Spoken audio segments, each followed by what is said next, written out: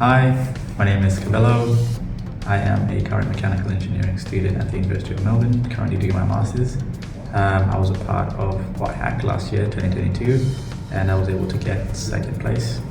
My team and I were keen on using as much of the recyclable computer components as we could. So we decided to build a ship, essentially. It was a smart ship.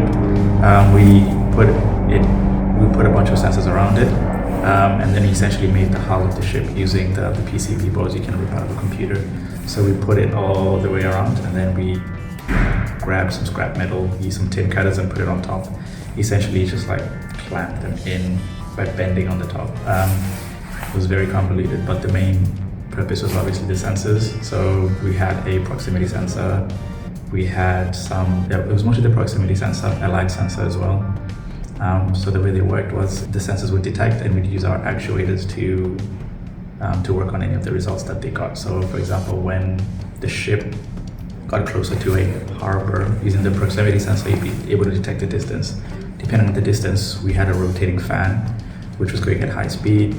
But the closer you get to the harbor, it would reduce its speed and ultimately stop before it was too close.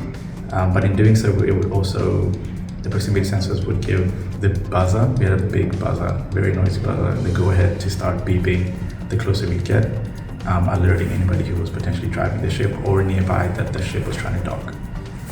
We also had lights around, LED lights streaming right around.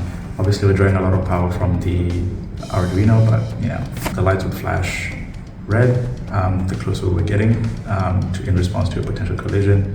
But if there was no potential collision, it would be green, right?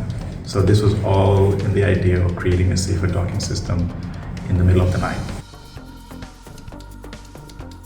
I would definitely recommend people join WattHack. I mean, it's an extraordinary way to take what you've learned in uni and kind of use it, not necessarily in an environment that's necessarily as harsh or as unforgiving as the workspace, because it's all gentle fun. You come in, there's a problem to solve, and you create something with your bare hands instead of going to a class, losing grades because you didn't consider X, Y, Z. It's all about problem solving and the iterative process of brainstorming and creating something new. But yeah, I'd say joining, problem solving is fun.